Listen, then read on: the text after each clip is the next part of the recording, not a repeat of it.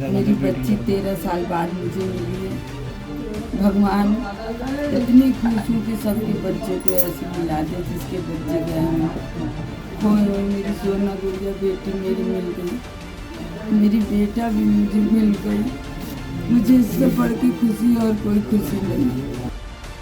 Karan Arjun film याद है आपको? फिल्म में करण अर्जुन की मां सिर्फ यही कहती थी कि मेरे करण अर्जुन आएंगे। अब ऐसा ही कुछ आगरा में भी देखने को मिला। हाथों में बेटे और बेटी की तस्वीर लिए दर दर भटक रही मां को उम्मीद थी कि उसके बच्चे एक दिन जरूर लौट कर आएंगे।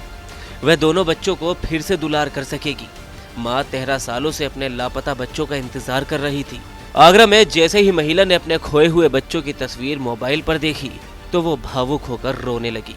वह अपने बच्चों की लंबे समय से तलाश कर रही थी, जो अब ट्रेन पकड़कर उससे मिलने आ पहुंचे हैं। माँ और बच्चे एक दूसरे से मिलकर क्या बोले, आप खुद ही सुनिए। माँ भी हमारे साथ मौजूद हैं, आइए उनसे बात करेंगे कि कैसा लग रहा है आज आपकी बेटी आपके पास है 13 साल बाद। मुझे बहुत अच्छा लगा। किसी माँ को इतनी तकलीफ ना मिले, अपने बच्चों को ऐसे मत छोड़ना। मैं तो बेलदारी करती थी, अपने बच्चों के लिए कमाने गई थी, पर मुझे ये नहीं पता थी कि मेरे बच्चे निकल जाएंगे मुझे छोड़ के। कहती है मेरी बेटी की मेरी अकल नहीं थी मम्मी, मैं चली गई, मैं काम पे चली गई, मैं आई तो मेरे बच्चे ही नहीं मिले। फिर कैसे रहे आप 13 साल तक? 13 साल तो बहुत मुश्किल से गुजारी हूँ मैं, बहुत परेशान हो गई हूँ मैं, बहुत ढूंढी हूँ। बेलदारी करने जाती थी, सवेरे काम पे जाती थी, शाम को फिर आके ढूंढती थी, फिर काम पे जाती थी, फिर आके ढूंढती थी। पर पुलिस वाले ने पर ऐसे ना कही कि इतनी गरीब है, इसकी एक भी फोटो इनकी बच्चों की मीडियम वाले से निकलवा दे के चले जाए।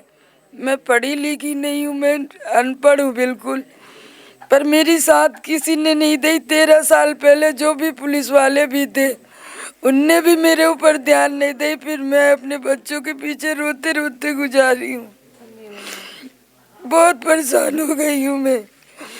जिसके भी बच्चे गए हुए बेचारा कि सबके बच्चे मिल जाए, ऐसे जैसे मेरे मिल गए। मेरी आत्मा को खुशी मिली, ऐसी सबकी माँ को आत्मा को खुशी मिले। सबकी माँ बाप बच्चों को अपने अच्छा रखे। बस भैया मैं ज़्यादा नहीं कर पाऊंगी बस। तो देखा कि माँ की आंखों के जो आंसू हैं वो खुशी के आंसू हैं, हालांकि जो दिखाई दे रहे हैं। बेटी भी हमारे साथ मौजूद है, उनसे बात करेंगे। बेटा कैसा लग रहा है आज अपनी माँ से मिले हो आज आप? मैं बहुत खुश हूँ कि मैं अपनी मम्मा से मिली हूँ। मम्मा ही नहीं, एटलीस्ट मतलब मेरी पूरी फैमिली है, नाना नानी सब है, तो मैं बहुत हैप्पी हूँ। Thank you.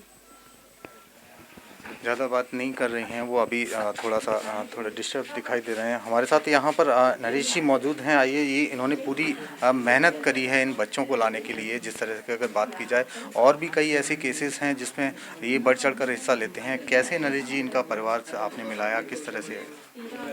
देखिए, इस परिवार को मिलाना बहुत बड़ा चुनौती थी। और ये एक बच्चा करीब एक हफ़्ते पहले मेरे संपर्क में आया था, वो बेंगलोर का था।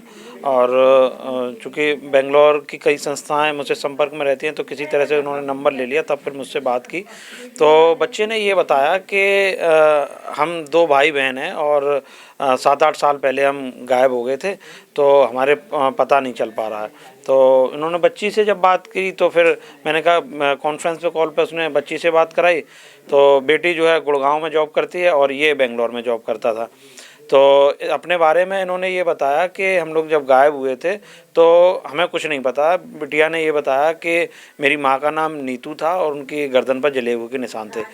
तो एड्रेस के बारे में इनके पास में कोई जानकारी नहीं थी। हाँ, टूटा फूटा ये आगरा बता रही थी।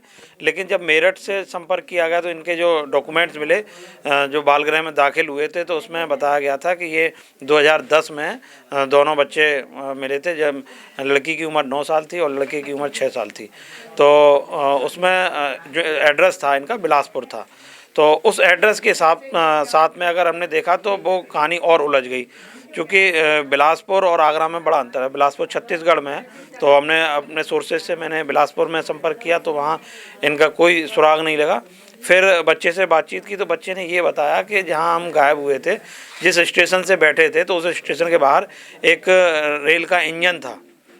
तो मुझे लगा कि आगरा कैंट के बाहर एक इंजन भी है और अपने घर की दूरी जो बता रहे थे वो करीब 12 किलोमीटर के आसपास बता रहे थे। तो मुझे ये लगा कि आगरा के ही बच्चे हैं। तो ऐसे में फिर मैंने गुमशुदा प्रकोष्ठ से संपर्क किया। तो गुमशुदा प्रकोष्ठ से पूछा कि 2010 में बबलू और राखी नाम से जो भी बच्चे गायब हुए उनकी जानकारी दीजिए। तो गुमशुदा प्रकोष्ठ एक्टिव हुआ, उन्होंने थानों में संपर्क किया। तो थाना जगदीशपुरा में इन दोनों बच्चों की गुमशुदगी दर्ज थी।